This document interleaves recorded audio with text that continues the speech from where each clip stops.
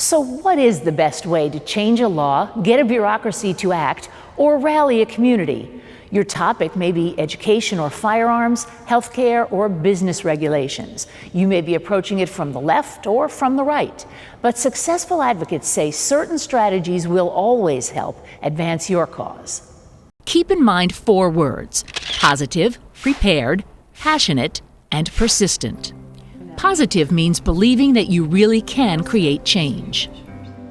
I pity people who say I can't do anything, because that makes you the victim.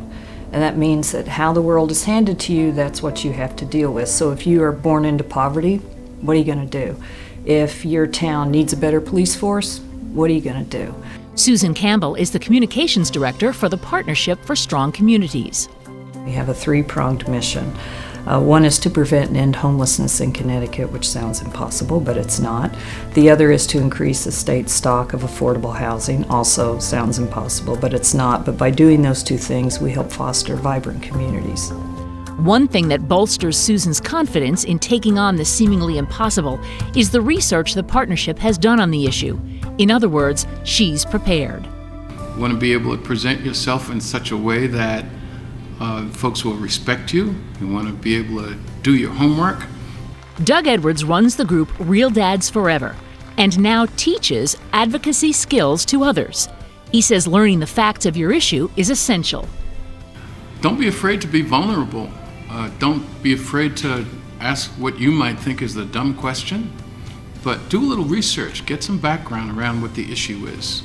And along with learning the facts, learn about the people involved on all sides of the issue.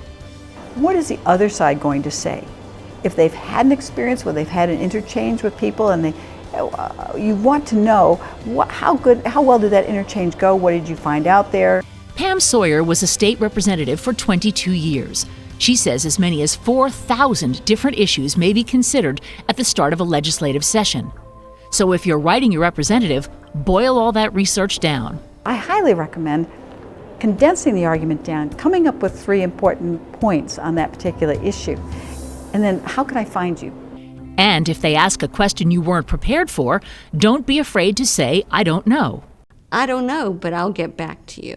And it gives you a chance to get back to you. Because what you really want to do is start a conversation with the policymakers. If the issue directly affects you, let the people in power know. Tell your story, make it personal, and show your passion. A woman had a neighbor who was a legislator she had MS, and she went down to talk to him one afternoon and talked about her struggles.